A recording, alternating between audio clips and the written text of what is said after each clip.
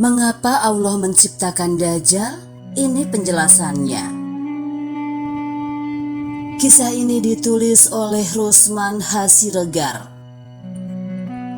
Mengapa Allah menciptakan Dajjal di akhir zaman? Semua yang diciptakan Allah di dunia ini, termasuk Dajjal si pembohong besar, tentu ada hikmahnya.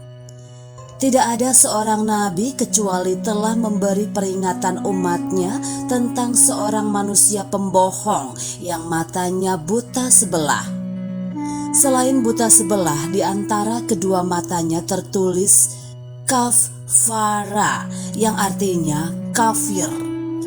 Allah memberikan Dajjal kelebihan dan kekuatan untuk menguasai dunia.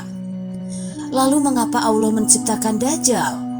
Menurut dai lulusan Sastra Arab Universitas Indonesia, Ustadz Farid Nu'man Hasan, pertanyaan ini serupa dengan mengapa Allah menciptakan babi, iblis, neraka, dan hal-hal lain yang dianggap negatif. Semua itu bukan untuk main-main, dan tidak ada satupun yang sia-sia. Allah Ta'ala berfirman, yang artinya, yaitu orang-orang yang mengingat Allah sambil berdiri, duduk, atau dalam keadaan berbaring, dan mereka memikirkan tentang penciptaan langit dan bumi seraya berkata, "Ya Tuhan kami, tidaklah Engkau menciptakan semua ini sia-sia. Maha suci Engkau, lindungilah kami dari azab neraka." Quran Surat Ali Imran ayat 191. Ustadz Farid Nu'man menjelaskan, sejak awal Allah Ta'ala menciptakan kehidupan manusia selalu ada peran antagonis dan protagonis. Peran antagonis atau jahat dilakoni oleh iblis.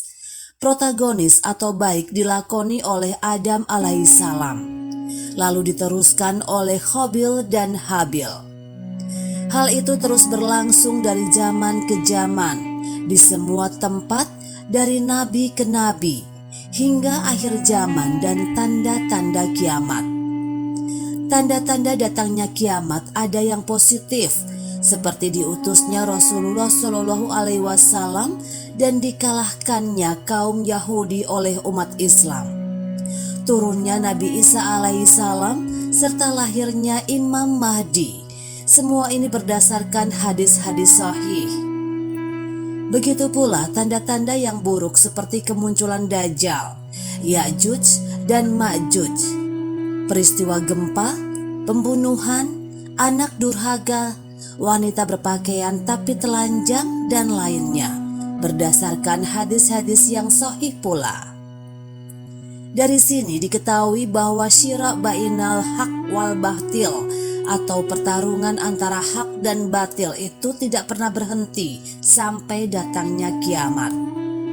Maka diciptakannya Dajjal adalah menegaskan hal itu sebagai fitnah atau ujian terbesar atas orang-orang mukmin dan ahlul haq, sekaligus memberikan pelajaran kepada kita kemana kita mesti berpihak. Jelas Ustadz Farid Nu'man. Yang terpenting adalah kita berdoa kepada Allah Ta'ala agar dilindungi dari fitnah Dajjal sebagai fitnah terbesar yang diingatkan sejak zaman para nabi terdahulu. Fitnah kubur, dan siksa neraka. Jadi kesimpulannya, Allah menciptakan Dajjal adalah untuk menguji manusia sekaligus memberikan pelajaran kepada kita. Wallahu alam.